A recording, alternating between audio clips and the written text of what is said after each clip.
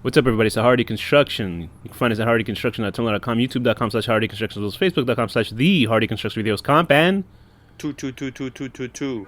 and welcome back. It's the Hardy Construction 2017. We're starting February with a whole new slew of terrible movies, and we ran out of movies like Sleepaway Camp because we can't find the fourth one.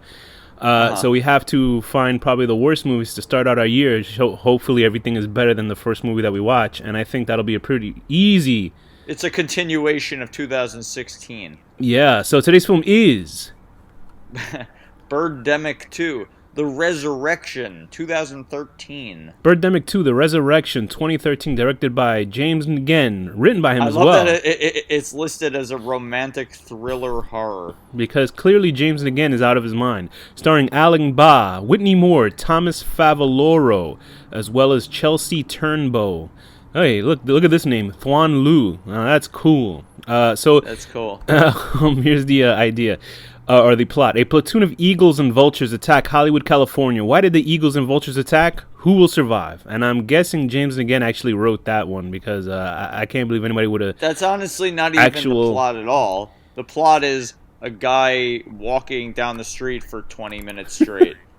And then, like, some creepy director who looks like he's gonna, like, go Ted Bundy on us any moment, trying to flirt with a waitress. I was really trying to find a film to take the place, or a franchise to take the place of Sleepaway Camp, because Sleepaway Camp, the first one, was great. That's our first episode we ever did. This is absolutely not that.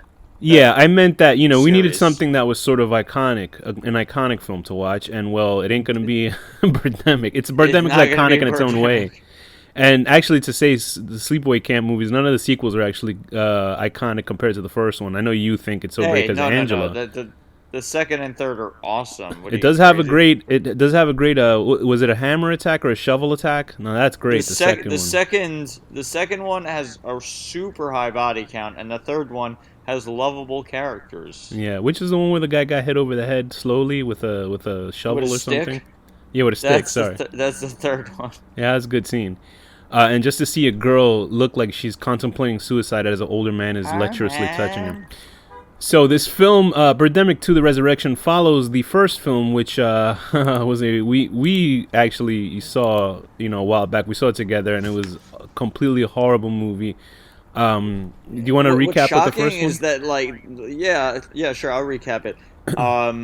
Well, first we start out with literally 15 minutes of faraway views of a guy driving a car, and then trying to find a parking spot with a theme song that's looped. So it was a looped theme song. With a looped theme song, it felt like it was some kind of limbo hell or something. Yeah. And literally 15 minutes to park a car. That was the fucking opening of the movie. They wanted to make sure that everybody's name was incorporated into the opening credits. Then it was this guy saying that he won $1 million or something. And then, inexplicably at some point, the worst CGI bird I've ever seen in my life. I actually rewound it 10 times because it was so funny. Yeah, bad. the Mortal Kombat movie had better special effects. The sequel. So anyway, yes. Yeah, Birdemic, the first one, had a bunch of birds attacking people, and it was really. I was watching some clips online from the guys that made Mystery Science Theater. They have a couple of their clips online. It wasn't them; it's their follow up. I forgot what their follow up company is called, but they're making fun of Birdemic, and it's pretty funny. It's almost shocking because you're how can they make fun of a movie? It's already so fucking horrible. And I just remember the scene where they're outside of the car and they're flinging sticks at obviously nothing in the air, but they put these sort of clip art birds attacking them. And I was watching going, oh my God, this is terrible. So this one, Birdemic 2: The Resurrection, which was the follow-up, James Nguyen is a director of romantic thrillers. He doesn't see these as horror films, according to him, but he sees them as romantic thrillers. And this film was easily... And I'm sorry, it got trampled by The Room in a way, because The Room is I have no interest in watching that film, but The Room is another film by accident. There's the only accident you can see by watching is if you actually fell down a pit and it was playing on a DVD player down in a pit. But yeah, James Nguyen's movies sort of kind of is second only to The Room apparently because of how bad The Room is. But Birdemic is unquestionably a horrible movie. Like it's just badly sound designed, badly It- special effects, it's bad on acting. so many levels though, because it not only like technical levels, story levels, but like the sound quality. Like someone will talk, and when one person's talking in the conversation, you'll hear like all these background noises, like a Yeah. car honking, and then all of a sudden it's just the next person, like isolated talk, like in a studio setting. The It only makes no sense. The only thing that It's was insane. anything good from the first one was Whitney Moore, who actually makes it into the second film. And Who's actually decent. Whitney Moore is this sort of Whitney Moore has graduated from acting. I think she is still actually acting, but she's kind of gotten into geek culture because you can sort of see it in the first film. She's the only one that with any actual sort of talent in the film, as in acting wise and reaction stuff. But it's Yeah. hard to compare because everybody else is so fucking horrible an actor. But she's not horrible. She's actually fun. She seems like she's having fun, and certainly in this one, she seems like she's having a lot of fun in this film. And you can see her on. There's a website called YouTube channel called SourceFed Nerd that she does geek pop culture news with this other Like, I guy. would check that out just Yeah, for it's her, good. 'cause She's cool. fun on it. She like when I actually saw her on, I was like, "Holy shit, is that Whitney Moore?" And then I felt bad. I was like, "What happened to her acting career?" But then I realized the same thing happened. You know, Jerry O'Connell from Sliders and from what was it, Stand By Me and from Piranha. Yeah, You know that I think actor, so. right? Now he hosts talk show, and the same thing happened to like this lady from the Jamie Foxx show. Whatever, she's now hosting a talk show. And I was like, what are these people actors? Like, I understand if you're an actor, like it gets pretty hard out there. There's nothing wrong with hosting a talk show. Yeah, but it almost seems like in that sort of field, the other actors probably treat them like Carrie. You know what I mean? They just start like making fun of their period blood or something in the shower. Anyway, so the two people from the first film, I forgot the first one was so bad I completely forgot there were other characters in the first movie. Like there was another couple that was with the main couple, which was Whitney Moore's character and her buddy, the guy that looks like he's one step off of a porno film, Alan Bogg. He's Um, the creepiest guy. so they Like, return he in looks this. like he's gonna kill people. That's the other guy. That's Thomas Favaloro, I think, the main guy. The guy who looks like a Power Ranger or something. Bill. Oh, you mean the guy that's in the first movie? Yeah. So Rod Yeah, he's and creepy too. I guess her name is Natalie, but it's spelled Nathalie. So it's Nathalie, which is probably even more offensive than the actual movie itself. So Rod and Natalie make it to the sequel, but they're sort of secondary characters to the main character, who's Bill, who is a director he looks like he's about to recite lines from American Psycho because he seems like he looks like a handsome guy and walking around, but he looks like there's He's nothing nuts. inside. Right? His eyes. There's something like, they're crazy. nuts. There's something a little off about him. And all of his reactions are like over the 1 top. second off. Well, Yeah. they're also like they're slightly delayed. Like somebody would be like, "Here's $1 million," and it'll be like, "Wow!" Like a little later than you would expect. And also his female counterpart is played by Chelsea Turnbow, who is Gloria. So this is something I'd say about James Nguyen. James Nguyen knows how to cast women in his films because every single one of them is attractive, save for Natalie's mom, who's an older woman. That's probably the only woman that looks like a normal, regular person. But every girl in this film is... She's also a good actress. Yes. Yeah, that's the anomaly in the film. But they're like... all the girls are actually hot, and it's of course people are gonna say, "Oh, that's sexist," but you know what? Whatever. You're trying to grasp at anything good from this film. When you make a movie like this, you need something. Chelsea So, Let's see they what got Chelsea Turnbow, who plays this movie, man. Chelsea Turnbow, who plays Gloria, is a struggling actress. She runs into Bill in one of the most, even like 5 minutes of him walking into the restaurant. You're like, doo doo doo doo doo doo. You hear that stupid song playing, and then he sits down. I still remember because I have to watch the movie 800 times because we did a commentary for it, and I'm still editing it. Or by this time, I think I've released it already, so I'm talking through time. And she's a waitress, and you knew from the first second when she says hi, and you hear all the noise in the background, and then you hear him, and there's absolutely no noise in the background when he says hi. Sits down, gets you know how easy it is to like Yes, I not do. have that. I know completely how easy it is, but it seems like And the thing is, James again is working with a crew. Like he's actually working with a crew. It's not just him on the camera. He's directing, and there's What? two people with Where him. did he find this crew? Like I don't know. When I saw like, when I where do looked these people live? when I looked on YouTube, I saw. I think they do record sound, and they just decide not to go with it or something because. I went on that same the guys making fun of it from But just keep Mystery it Science Theater. consistent. One of the guys who was on the camera work said, "Hey, I shot this scene, and the camera actually fell, and James again kept directing." And I was like, that sounds about right. I guess like James again probably gets really passionate about it. So let's get back to it. So Chelsea Turnbull, who plays Gloria, is a struggling actress. Bill is a director. He's looking to get funding for a film. I watched the movie 5 times. I forgot what the hell it was called. Sunset Boulevard, I think, or something like that. Yeah. And his friend.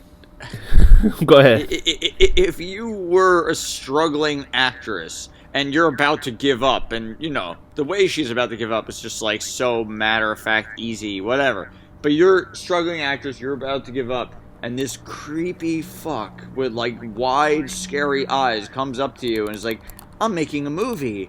You should be in my movie." I would run. I wouldn't agree. I would run. I also love his line when he's like. He goes, "You look familiar," and then she goes, "Are you an actor?" And she goes, "Yeah." "How come I haven't seen you in anything?" It's like, what kind of line is that? It's like it's bizarre, like talking. It doesn't make any sense. What kind of like? It's like this guy James Nguyen was like an alien being trying to learn to be a human. Like he's trying to study how they talk or something. Yeah, I know. He is certainly some type of alien.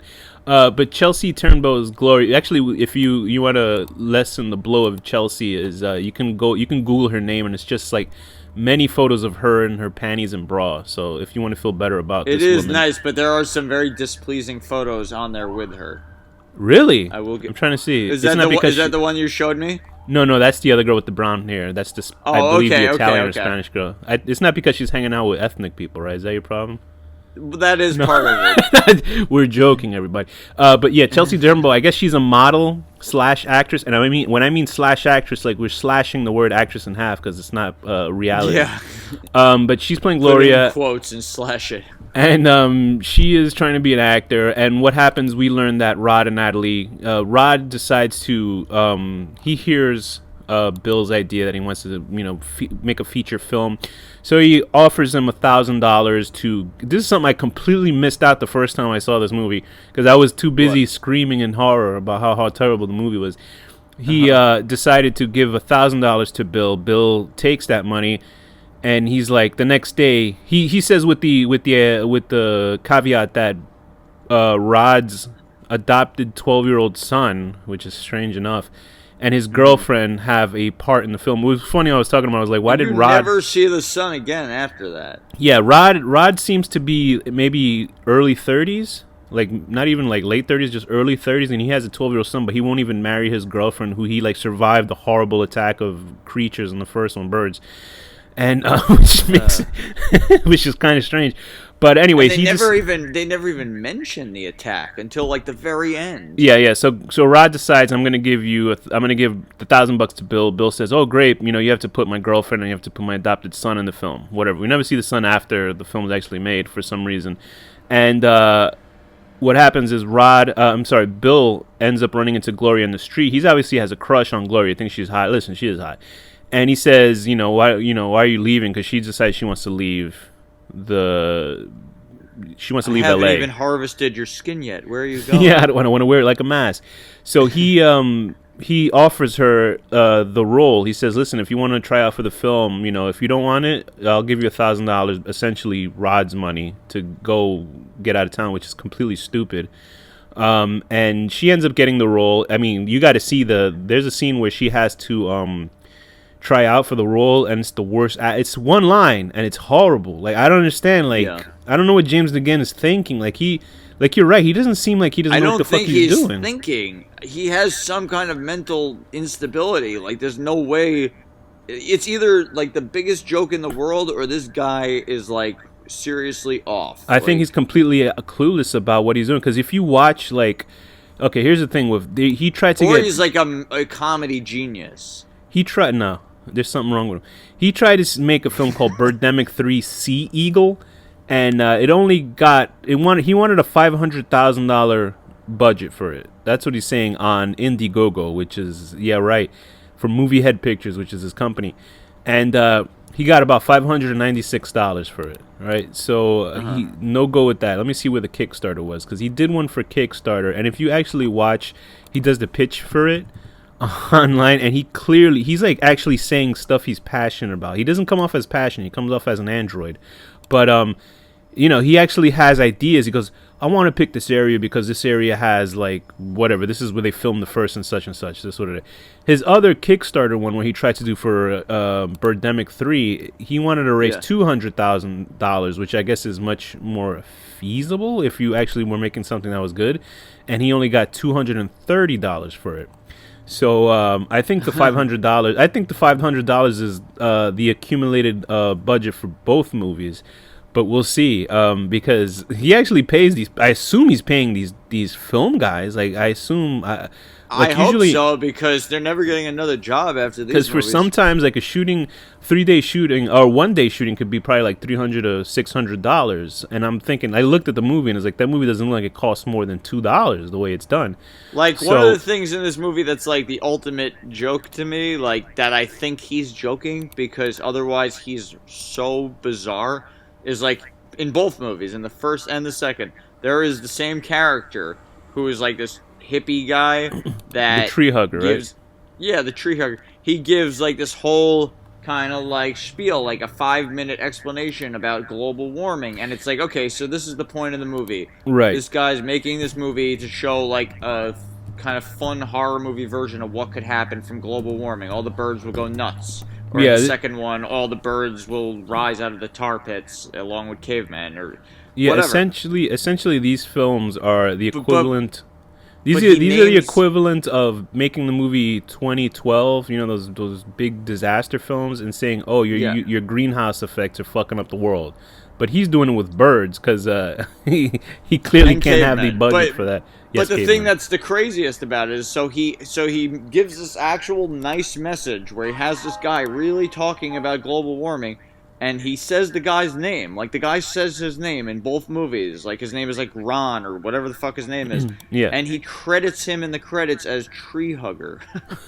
He doesn't. He's the one that gave the guy a name, and he doesn't even say the name in the credits. He calls him Tree Hugger, which is kind of like an insult. I would think everybody else. I would assume everybody else is in the joke. Like when they're editing this film, like they're like, "Wow, this is just gonna be shit." No, but like I feel like if he's not joking with that, like he has to be, because if he's not, he's like mentally incapable of like tying his shoes. Like he has to. He has to have something really wrong with him if that's not a joke. Like, you think it's a cultural thing? He doesn't have an accent or anything. Like James again. It would be like if I said, "Hi, my name's Danny," and you said in the credits, "Stupid skinny guy." Like, what the hell is that? Like, he gives him a name and then he calls him like an insulting word for a hippie. Oh boy! So Rod and Bill decide to go to, I guess, investors. And one of the investors is the same guy who helped put money into. Because I saw clips of the first one. Like one of the investors, the one that looked like Lloyd Kaufman, is in the first film putting money into, I guess, one of Bill's. I'm sorry, Rod's. Whatever the fuck he was doing in the first movie. And maybe he invited those two guys in, so they invested that one. So maybe there's some thinking ahead, or maybe I'm overthinking that. And that's like his own fantasy of him getting funding for his movie, of course. Yeah, because the conversations between these people, like they all sound like something James again has been talking to other frustrated filmmakers, and it's like nothing that moves the plot along. It seems more like some sort of weird.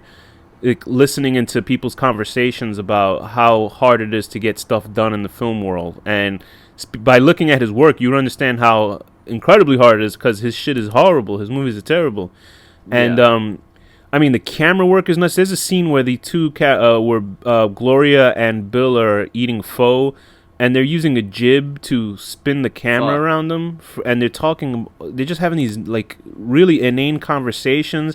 And there's at least the jib scene, it goes back and forth like 5 times. And there's at least 3 or 4 extended music videos within the film, which makes me believe that these people that were musicians gave money to James again to feature their songs in the film, like for an extended portion, because there's a part where Bill and Gloria are driving around in a car and they have sunglasses that magically appear and disappear while they're driving.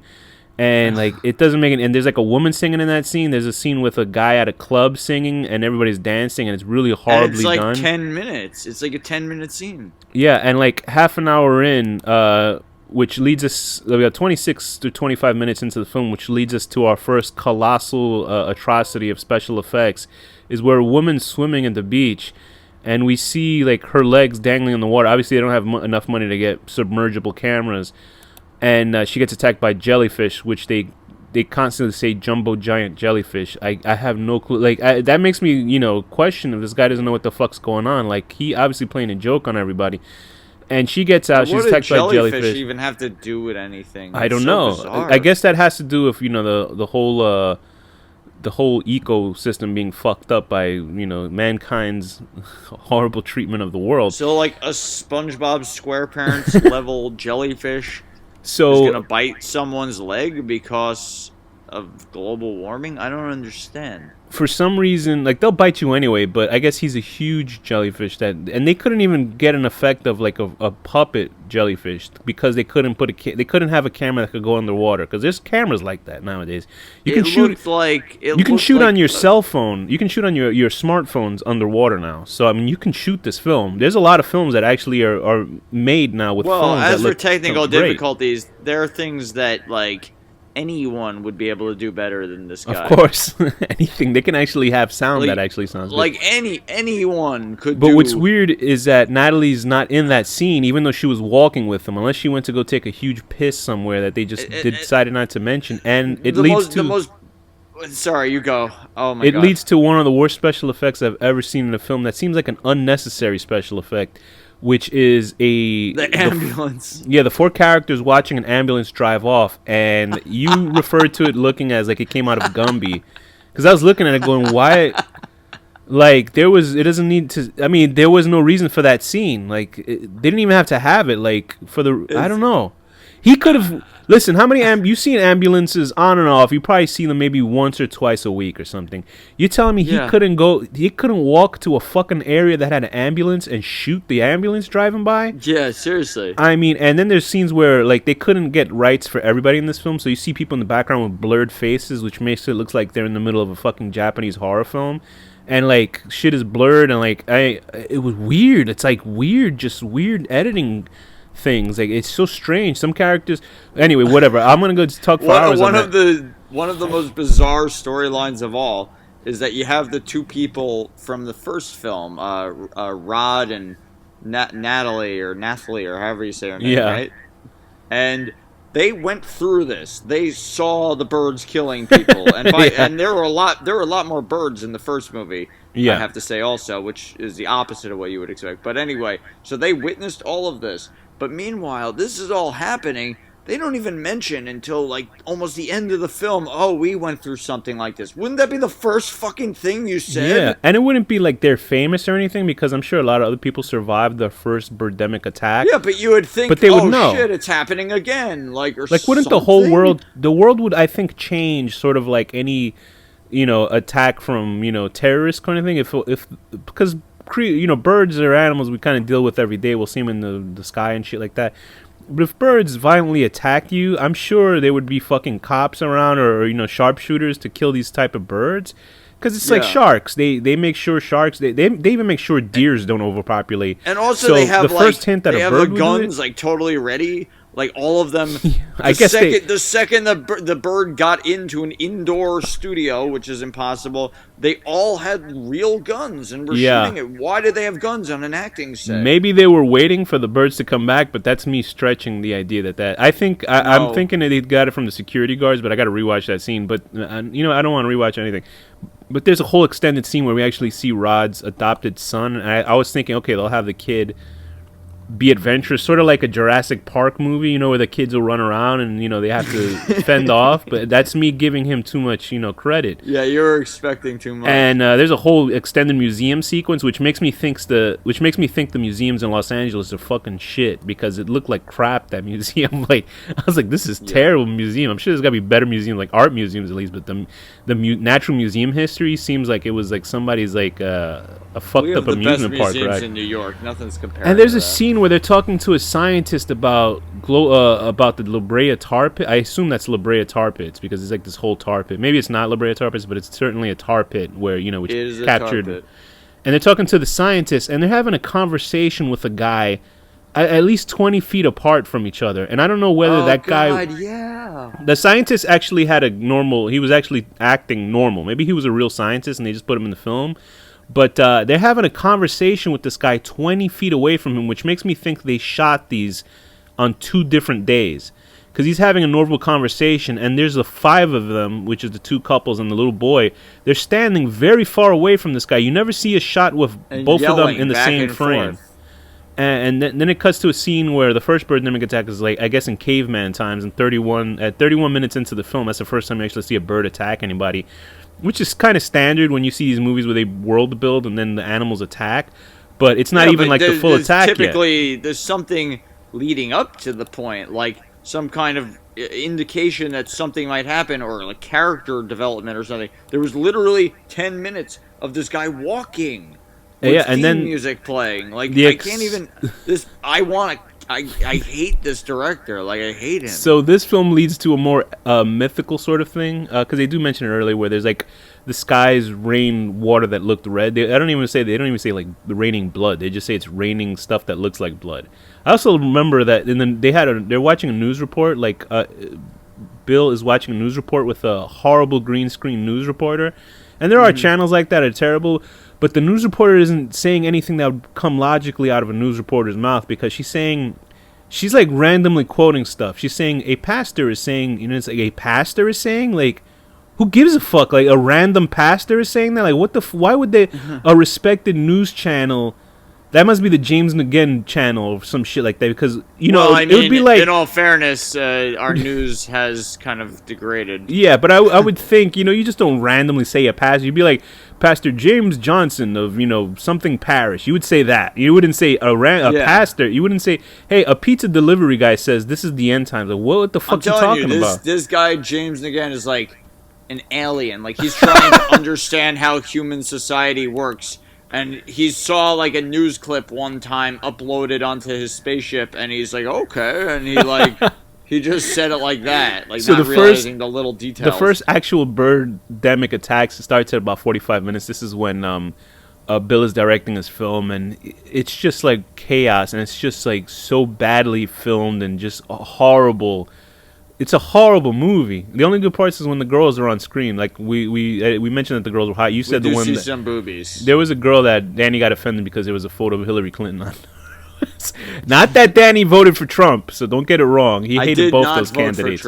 But just to see a hot girl's Instagram, and then you see Hillary Clinton frighten them. No offense to anybody listening to this, but I don't want your politics on your Instagram thing. I know it's your right, but I'm not going to be attracted to you if you have pictures of you in bikinis with a picture of Hillary Clinton next to you. So we'll just tell you which girls. Look, it was Whitney Moore, there's Chelsea Turnbow, and the girl who had the Instagram that Danny went nuts was this girl named Christiane Kroll, Kroll, who's very attractive, young girl.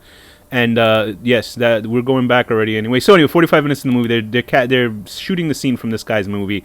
The birds go crazy. It cuts to another shot with a slasher film with a guy who can't even afford a slasher mask, with 3 topless women that all have prosthetic breasts, which I'm sure Danny loved.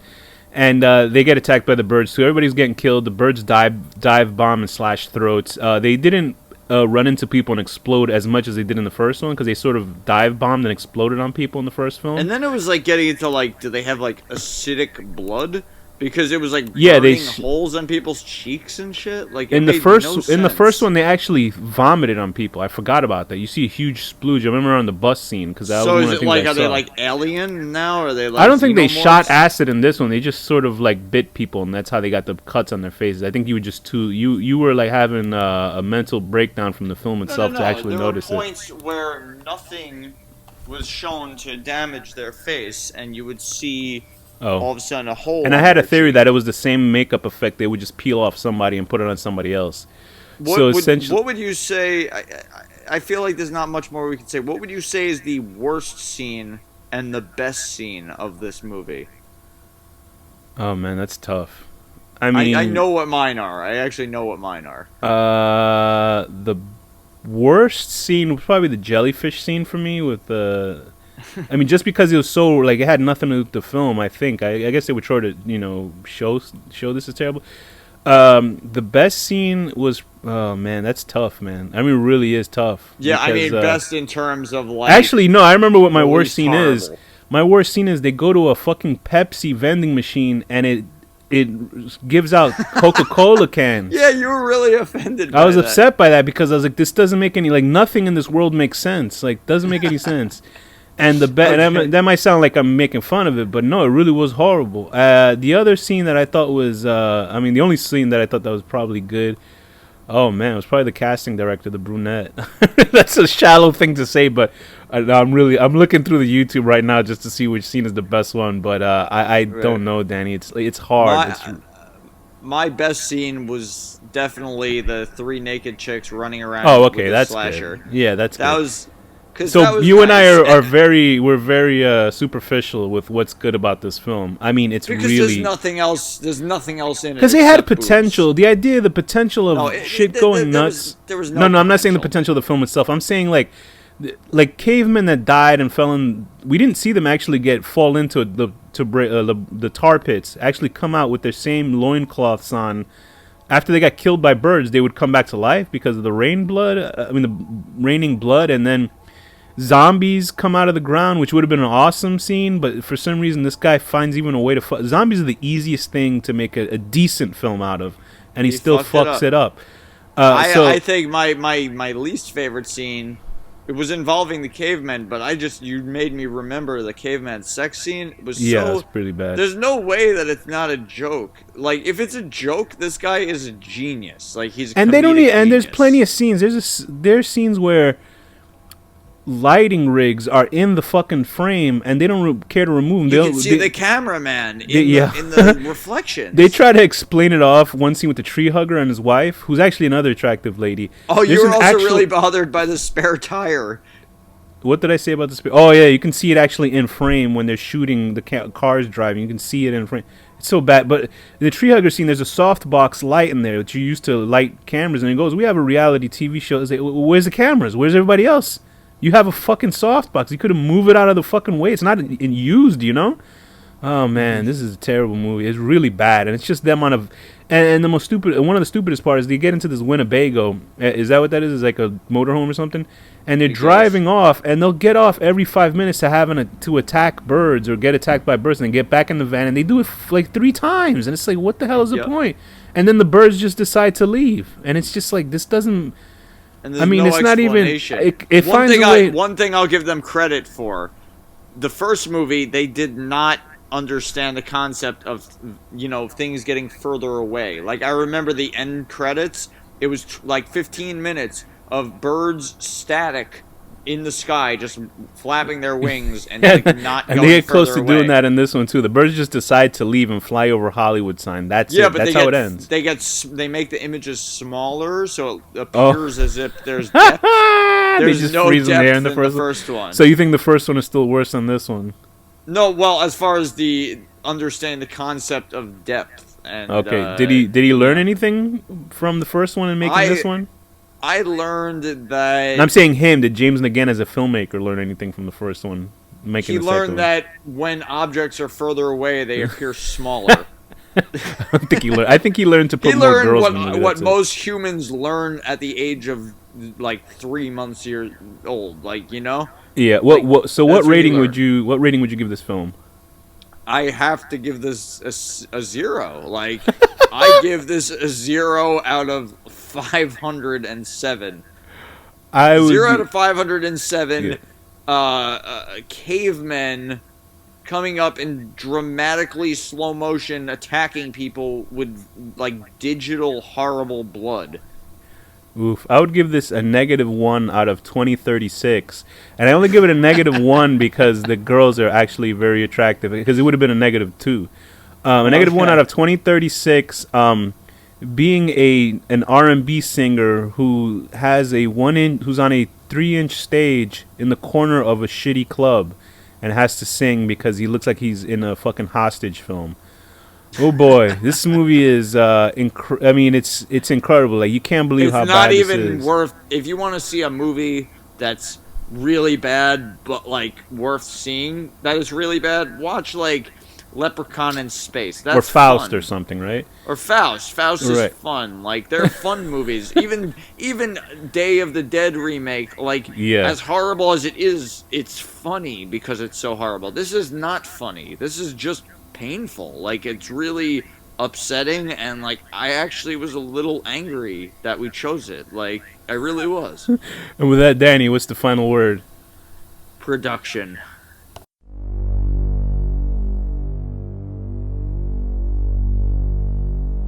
The horror deconstruction.